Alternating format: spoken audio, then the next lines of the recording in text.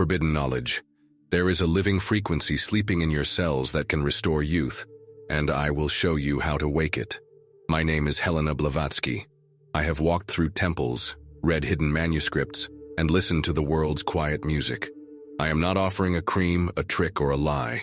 I bring a single clear truth. The body is a receiver of vibration. When that receiver remembers its tune, the face softens, the eyes clear, and the tired weight inside loosens. This is not fantasy. It is memory. You may have already felt it. A small pulse of knowing when you look into the mirror and think, this cannot be all. That small pulse is not fear or vanity. It is the soul calling its home. Modern life calls aging a fall. I call it a silence. Somewhere along our path we forgot the ancient methods that kept the song alive. Those methods are simple, but they are careful. They respect the mind and honor the body. They demand patience. They demand truth.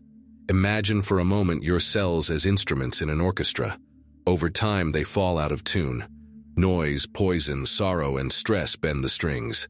The music grows flat. Healing sound returns the pitch. When the right tones meet the cells, they begin to remember. They begin to repair. That is the work I learned among priestesses and sages. It is the work I taught my students. It is the work that revived Anna Karenskaya, who came to me tired and left with a new rhythm in her limbs. Her family did not recognize her because the change began underneath the skin, in the quiet place where life keeps its laws. I will speak plainly. This path is not for those who want instant magic. It is for those who want a true change. There are dangers, voices that will seek to take your light, shortcuts that harm the soul, and moments when you must stand alone. I will tell you how to face each risk. I will give you a safe map. I will hand you the first practice tonight, a breath you can use now to start clearing the channels that carry your own inner song. One honest breath, practiced with care, will offer proof your body can remember. If you are tired of being told you must fade quietly, listen. If you have ever felt the quiet ache that there is more for your body than decline, stay with me. This is not about chasing youth like a shadow. It is about reclaiming a right that once belonged to women who tended the world's life force. Stay until the end of this talk. I will give you the first key, and I will tell you how to keep it safe. Listen, a living law sleeps inside your body, and if you do not wake it, you may carry a quiet loss for the rest of your days, not only of looks, but of strength, joy, and the gentle power you were born to hold. I am Helena Blavatsky. I have walked in temples, listened to old songs in crooked libraries, and sat with women who carried a light that did not belong to youth alone. I tell you plainly, the body is not a machine that simply wears out. It is an answer to a question. When the answer is silenced, the world calls that silence aging. But silence can be broken by sound. It can be broken by attention. The danger is that most of us accept the silence as law. We do not know there was once a practice that kept the answer singing, a simple set of rites that tuned the body so it could receive life in a different way. Look in the mirror. Do you feel a small, sharp ache? Not vanity, but a memory. That ache is a compass. It points back to a time when women tended rhythms in the body and the earth. It points to voices that knew how to call dormant forces awake. I have seen those forces rise.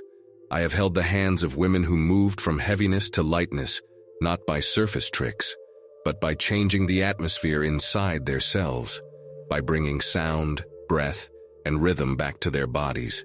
This is not the same as a skin treatment. It changes the way you stand, the way you think, the way your life answers you.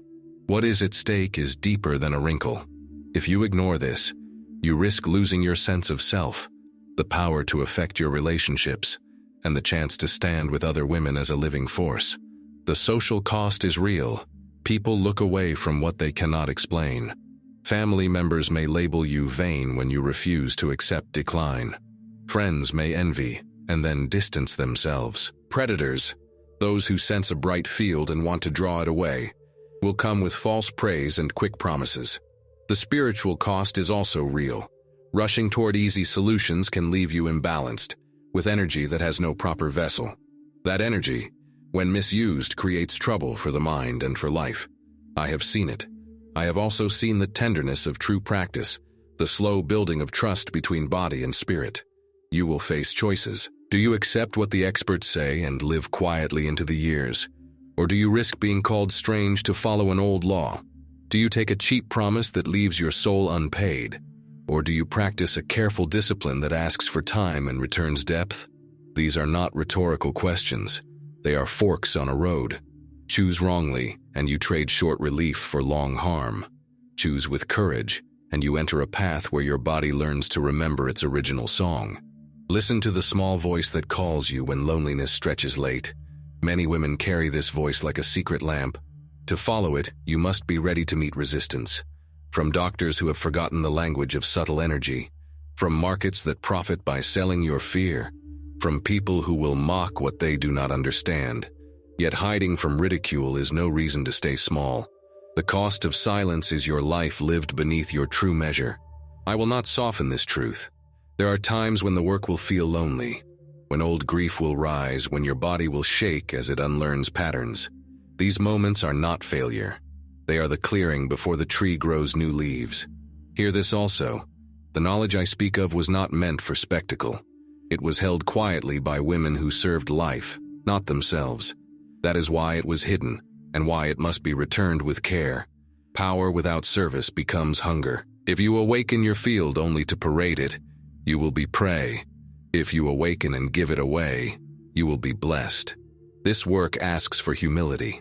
It asks that you become a guardian of your own light and a giver of warmth to others. You may ask, how can breath or sound change a cell? How can the moon or a simple practice alter the course of a life?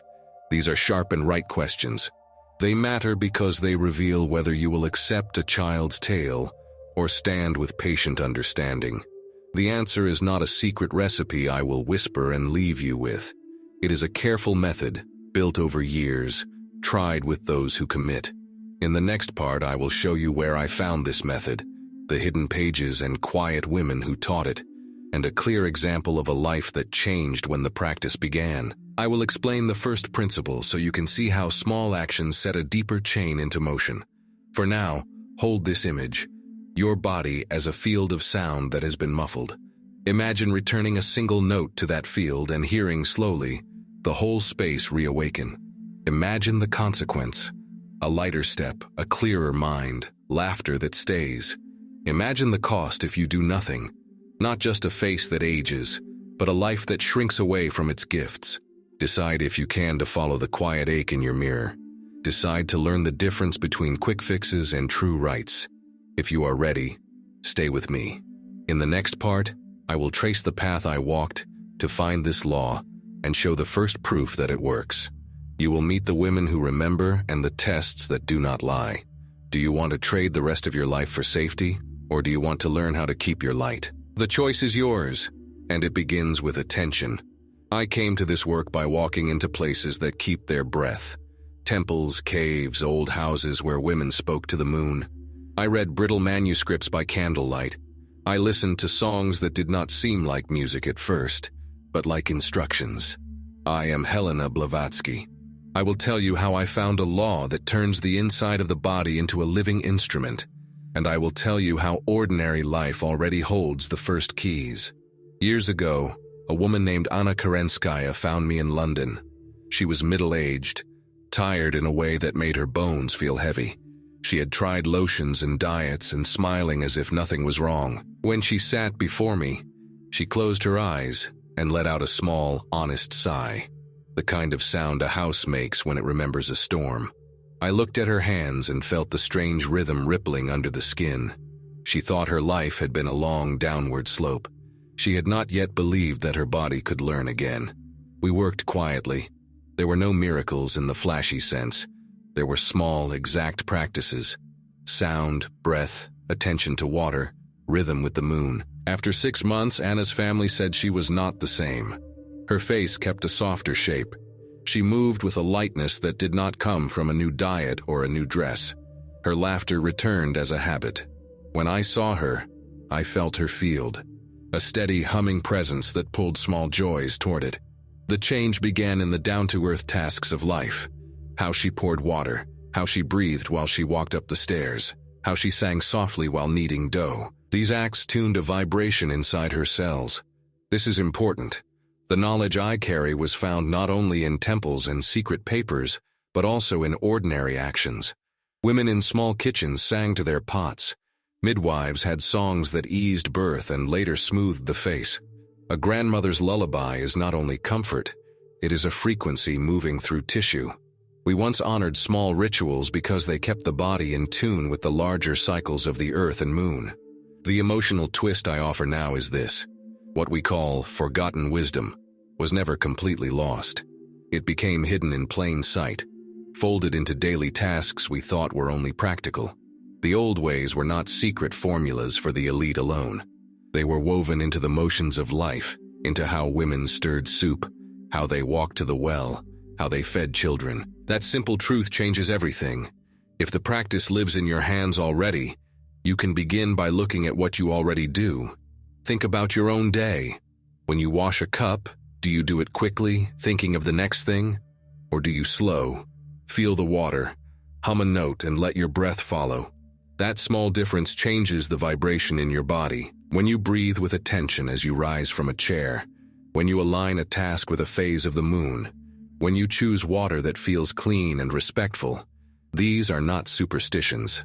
They are ways to restore the channels that carry life force. A neighbor I know began a simple practice. She added a short breathing pause before each meal and said a soft sound. Within weeks, she felt stronger. Small steps like these quiet the noise and let the body hear its own tune. There were dangers. The powerful forces I learned about can be misused. History gives us examples. When knowledge is taken as a tool for domination or haste, it breaks. That is why I kept my work tied to meaning and service. The method I teach asks for patience and humility. It asks that you do not chase quick gains. It asks that you protect your field, and that you join others who will not drain you, but hold you steady. The world offers many shortcuts. Pills, bright promises, instant cures. These will mislead you if you seek them from fear. But if you come from a place of careful desire, a wish to restore your strength, to stand clearer in your life, then the practices will meet you and change the course of your days. This knowledge is not only personal, it has social weight. When a woman regains her life force, she gives it to her family, her town, her work. A friend who begins a steady practice will make food taste better, will bring steadiness to the household, will soothe small children and tired elders. On a larger scale, when many women remember this way of living, a different social energy moves through a community. That is why the suppressed teachings matter beyond the individual. The cost if you do not engage is not just a personal loss of energy and joy. It is a missed chance to repair the quiet fabric that binds families and neighborhoods. I will not hide the hard part. Practice asks for time and tests patience. At first, you may feel nothing. Then you may feel old grief rise as the body releases what it has held for years. You may feel social pressure, curiosity turned into suspicion. You may even feel that the practice does not work. These are the moments when many stop. Anna did not stop. She continued by small, steady rituals. Each day she came back to the breath, to the sound, to the respectful use of water. Each day she corrected her attention and let the body remember. Now I ask you for a small commitment. If this message touches you, write in the comments, I activate my body's codes of eternal youth. This sentence is not a charm. It is a promise to yourself and to the others who read it. Promise making is a powerful unspoken agreement. When you declare it, you move from silent longing to visible choice. When many voices say the same line, a field forms. It supports each woman. And if you feel called to stay with these teachings, if you feel chosen by the quiet ache you carry, click the red button in the corner of your screen. Only the chosen will click the red button to subscribe and receive this lineage in our gentle way. When you click, you step into a circle of care. You do not do this to gain attention. You do it to keep your light safe. The red button is a small gate.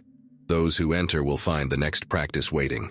In the next part, I will show you where I found the clearest instructions, the places and the people who kept this work alive. I will tell you of the sound keys, the moon work, and the first simple test to discover how your body responds. Stay close because the map I offer is careful. It will teach you how to begin safely, how to avoid the quick traps, and how to find companions who will not take from you but help you grow. Will you write the sentence and click the red doorway? The path begins with that choice.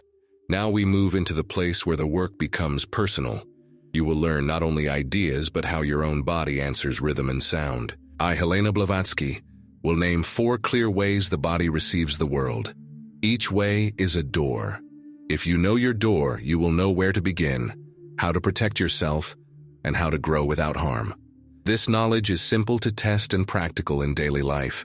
It matters because what you do next can restore your strength, or it can waste your time and harm your spirit. The first way is the Akashic seer. This woman feels time slow down when she stands in a field or by a tree. Nature wakes something in her.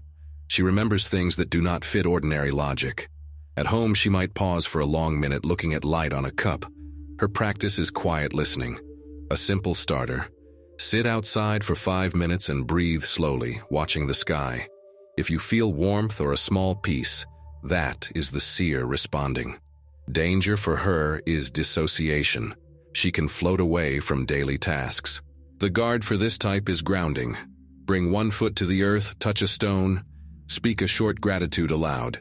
The second way is the Kundalini alchemist. This woman carries a deep physical energy. Desire and creation feel close together for her. She may find power in dance, work with soil, or in honest touch. In daily life, she will notice energy in the belly and a need to move. Her practice begins with small, safe movements and simple breath into the lower body. Try a 3-minute pelvic breath. Sit, place hands low on the belly, breathe slowly down, and imagine warmth flowing there. The risk for her is sudden ignition without a vessel. Quick practices can leave her restless or anxious. The rule for safety: small steps, regular rest, and clear intention that the energy serves life, not only pleasure. The third way is the breath weaver. This woman finds power in the rhythm of breath. A single correct breath calms her face and clears her mind.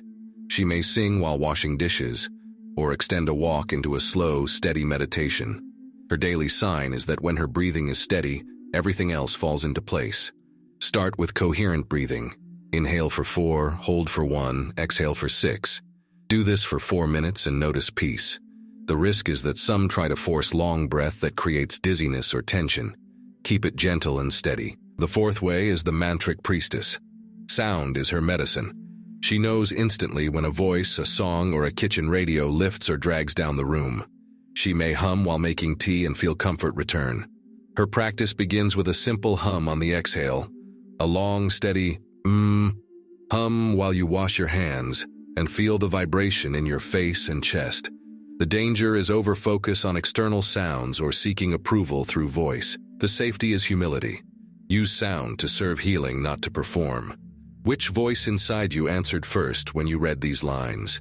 Did one of these descriptions make your body tighten or soften? Hold that feeling. It is the signpost. Now hear a truth that will change how you use this map. You are not fixed. The emotional twist is this: your dominant way can change. Life events, grief, pregnancy, grief removed, a deep practice, a move to a new place. Any of these can shift your pattern. A woman who once was all fire can become a patient weaver of breath after loss. A seer may grow a stronger voice after learning to hum daily. This new perspective frees you from an identity trap. You are not stuck. You can choose which quality to cultivate and which to let soften. I met a woman in a small town who began as a very physical Kundalini type. After her husband died, she felt her energy scatter. She began a simple breath practice to calm the nights. Over the months, her body taught her new patience. She learned to sit still, listen, and see things she had missed. Her neighbors first thought she was changing for the worse. Then they saw how her calm steadied the children and the garden. Her life did not lose strength. It changed form. She is now a keeper between fire and stillness. Try this small test now. Answer in your mind. What calms you more? A walk among trees, a short dance, slow breathing, or a hummed tune? Where do you look when you want to find yourself? Toward sky, toward the belly, toward the lungs, or toward the throat? Which activity makes you feel whole within 5 minutes? These answers are not final. They are starting points. Name one and keep it. For each type, begin with 2 safe actions. Akashic seer. 5 minutes outside, a short journal line each night. Kundalini Alchemist. Pelvic breath for 3 minutes. A slow, honest movement like kneading dough with attention. Breath Weaver. 4 minutes of coherent breathing twice a day. Mantric Priestess. Hum on the exhale while you wash your face 3 times a day. Keep the practice short and steady. Do not push. Test what feels right. Knowing your type also protects you in the world. If you are a seer, choose companions who will help you bring light to work. If you are a Kundalini type, find elders who teach safety with movement. If you are a breath weaver, join those who value quiet discipline. If you are a mantric priestess, keep your tone private until you learn its effect. Predators and market promises will always seek bright fields. When you know your pattern, you can set boundaries, protect your time, and refuse the quick fix. There is one more movement to consider. Community multiplies practice. When 2 women of different types meet with care, their fields amplify one another. I watched a mantric woman hum in a small kitchen, while a breath weaver organized the meal. The sound and the breath together changed the whole household. The plants looked better. The children were calmer. This is not magic in a showy sense. It is resonance. It is the simple fact that tuned instruments play together and make a louder, truer sound. Will you look around and find one other woman to begin with? Will you protect your practice and share only with those who serve the work? In the next part, I will give you safe tests to find your dominant type with certainty, and the first sequence to open a single center of your body without risk. Stay with me. This next step will teach you how to begin in a way that brings steady change, not sudden trouble. If you follow the hidden path, the world will not always applaud. Bright fields draw attention, some kind, some hungry. That is why I take time here to speak plainly. There are real risks when you begin to wake what sleeps in your cells. You may be praised, ignored, or worse, pulled dry by those who want your light. You may be tempted by easy promises that promise youth overnight. You may think a pill or a cosmetic can stand in for the slow, steady work of tuning a living instrument. If you choose shortcuts, you risk a larger harm than a lost hour. You risk scattering the very life force you want to protect. I have seen both kinds of endings. In one village, a woman followed a noise of quick cures.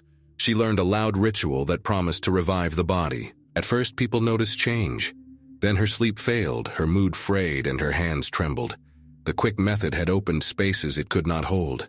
Her grief and confusion were deeper because the practice had not cared for the vessel. I tell you this because many are sold speedy roads that cannot support the soul. The work I offer moves in small, clear steps.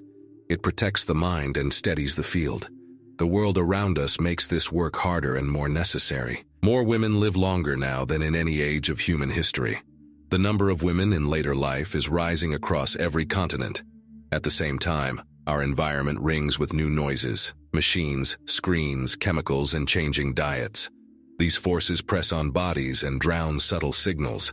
Scientists are beginning to note how cells respond to their environment, to sound, to rhythm, to the chemical world that surrounds them.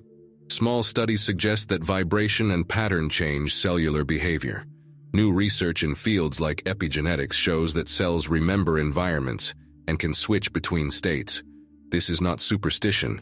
It is an opening where the old methods and emerging science meet. Here, I give you the central revelation that will change everything. Your body already contains the code of return. No outside miracle can give it to you. What is needed is a way to speak to the body in the language it understands. Sound, breath, rhythm, and simple ritual are that language. The technique I teach is not a charm. It is a method of translation. The 7 centers inside a woman, centers of movement, feeling, breath, sound, and subtle life, are like locks. Each opens when touched by a right tone, a steady breath, or a respectful act. When the centers are opened in sequence and with care, cells begin to shift toward repair and resilience. This key idea changes the posture of everything. Aging is not only loss, it can be a process of remembering. The method is careful because the consequence of haste can be great. That is the reason for the 5-phase path I offer. Phase 1 clears what blocks the channels. Phase 2 awakens centers slowly and in order. Phase 3 feeds the body with respectful vibration in food and water. Phase 4 aligns the work with the moon's rhythm. Phase 5 grounds and stabilizes what has been stirred, so it serves life and others. Each phase is simple. Each phase is practical. Each phase protects you from the fast promises that fracture energy. Phase 1 begins with breath and light. For 28 nights, twice a day, spend 7 minutes with the 4-7-8 rhythm. Breathe in for 4 counts, hold for 7, and exhale for 8. As you breathe, imagine a soft golden light moving through the spine and into each limb. The breath is a broom. The light is a salve. The 28-day span matches a lunar cycle so your body can sync with a larger rhythm. This first phase clears old programs and makes the channels more responsive. Phase 2 uses sound like a gentle key. There are 7 tones, not secrets but patterns, that correspond to 7 centers. You will not shout. You will hum. You will place a hand where you feel warmth and let the sound sit there for a breath. Do this in sequence, 1 center at a time, with rest between. This ordered approach prevents sudden surges and guides energy into safe flow. Phase 3 turns attention to what you take inside. Food and water are carriers of vibration. Choose living foods and water you treat with respect. Clean, simple, and warmed by a calm tone, or a soft pause of gratitude. If you cannot change everything at once, begin with 1 meal honored by stillness, and a breath before you eat. Change builds from small, consistent acts. Phase 4 speaks with the moon. New moons are for letting go. Full moons are for receiving. Plan your deeper practices around these arcs. Release on the new moon. Let 1 habit fall away. Receive on the full. Add a supportive ritual, such as the sound of a hum held a little longer. The moon guides timing and amplifies effect. Phase 5 is grounding. Walk barefoot when you can. Press your palms to the earth. Anchor the rising energy in honest labor, kind speech, and consistent rest. The final phase stops the field from wandering into show or into danger. It keeps the change steady long after the practice ends. Anna followed all 5 phases. She did not rush. In the first week, she felt old grief rise. In the second month, she slept deeper. By the third month, her laughter returned as a habit, small as a seedling. Her neighbors noticed the calm in the house. A mother down the lane said her baby slept longer. These changes are not miracles in the instant sense, but they are deep repairs that touch a household and then a neighborhood. Small practices ripple outward. Consider this. Surveys show many older women feel unseen and unheard in public life. This isolation lowers health and shortens joy. When a woman recovers her inner steadiness, the effect is social. Her presence supports others. The practices are not only personal salves, they are repairs to the field that holds families and communities. Before you take the first breath, know the safety rules. Move slowly, rest often, seek companions who will respect the work, and refuse those who sell quick cures. If you have serious physical or mental conditions, consult a trusted health provider and tell them you are beginning gentle breath and sound practices. The work I offer backs care, not hubris. Now, tonight, try the first step. Sit comfortably. Set a timer for 7 minutes, and breathe 4-7-8 with gentle attention. Imagine a soft golden light moving with each breath. Do this with kindness, not force. Notice how your body responds. In the next part, I will give you the exact sequence for the 7 tones and the safe order to awaken each center. I will show you how to test your field so you know when a center is ready to open. Stay with me, because the next step is the one that translates method into visible change, and it will teach you how to begin without risk and with steady power. We have come to a quiet place in this work. If you have followed the steps so far, you have already felt small openings, a breath that settles, a sound that soothes, a pause that slows the day. That is the beginning. Now it is time to take that beginning and turn it into a life of steady practice. Below, I give you a clear, simple plan you can use to turn insight into action. This plan holds you safe, asks for patience, and offers measurable steps so you know you are moving forward. Begin tonight. The first and most gentle action is the 7-minute practice. Sit comfortably, breathe in for 4 counts, hold for 7, and breathe out for 8 counts. Do this slowly for 7 minutes. As you breathe, imagine a soft golden light moving from your spine into your limbs. Do not force anything. End with 1 long hum on the exhale. This single session proves nothing grand, but it proves possibility. It begins retuning your inner ear to the languages your body understands. Your first month is a foundation month. For 28 days, do the 7-minute breath twice each day, morning and evening. Add one small action, a 3-minute hum on the exhale while washing your hands or face. Choose one meal each day to eat in silence for 5 minutes before tasting, and breathe slowly before you begin. Keep a small notebook. Each night, write one sentence. How did my body feel today? This short record trains your attention and becomes the thread that shows change. The next 2 months are for building sequence and safety. Continue the twice daily breath and the daily meal pause. Add a simple movement that suits your type. A 3-minute pelvic breath if you feel energy in the lower body. A 5-minute outdoor sit if you feel the Akashic call. 4 minutes of coherent breathing for the breath weaver, and humming on the exhale for the mantric priestess. Once per week, practice the ordered sound for one center only, using a low hum and a hand on the place you feel warmth. Rest the next day. Do not rush. This is how a stable field forms. At 3 months, begin to test gently. You will feel periods of clearing and of rest. Keep your notebook and mark days when you feel tired after practice. That is normal. If you feel strong agitation, slow down and rest for a day. If you have serious medical or mental conditions, tell a trusted clinician you are starting gentle breath and sound work. Safety is not a limit on growth. It is the vessel for it. At 6 months, you will be ready to integrate deeper practices. By now, your channels have cleared and your body has begun to remember. Introduce the sequence of tones I described earlier. Work one center at a time in order, with rest between. Continue to honor food and water as carriers of vibration. Choose one dish per week you prepare slowly, with attention and a short sound before you serve it. Walk barefoot for 10 minutes 3 times a week when you can. Grounding steadies the rising force and ties it to life. Make the moon your ally. On the new moon, choose one small habit to let go of. A worry, a sugar treat, an hour of screen time. On the full moon, choose one small practice to receive. An extra humming session, a quiet bath, a longer outdoor sit. These timings are not magical rules. They are rhythms that help you place your attention in time and create pattern. There are 2 deeper threads you must weave into your work: inner integration and service. Carl Jung taught us that nothing that rises in us can be left unseen. When grief, anger, or fear appear during practice, welcome them as material that wants attention. Use your notebook to name the feeling. Speak to a trusted friend or a therapist about what comes up. This is not failure. It is the natural clearing of old programs. Put care systems in place: rest days, warm food, a neighbor to call if you feel unsteady. Nikola Tesla returned often to one insistence: frequency matters.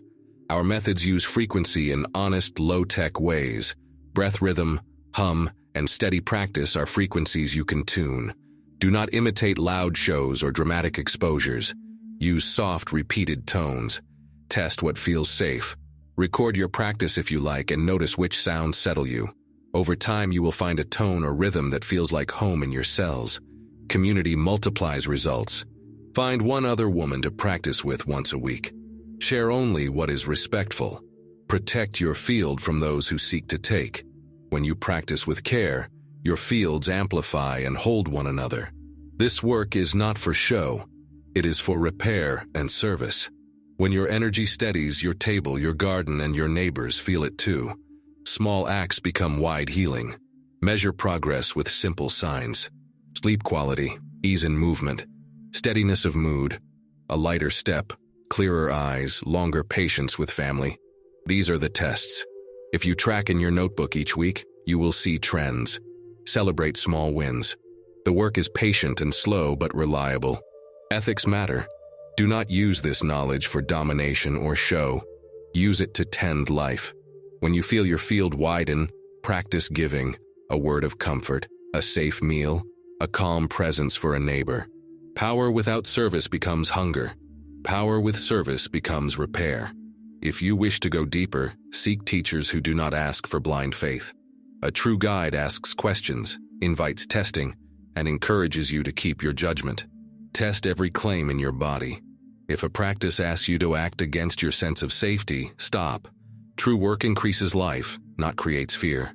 Now take one quiet step before you leave this video. Set a timer for 7 minutes and do the breath practice once more.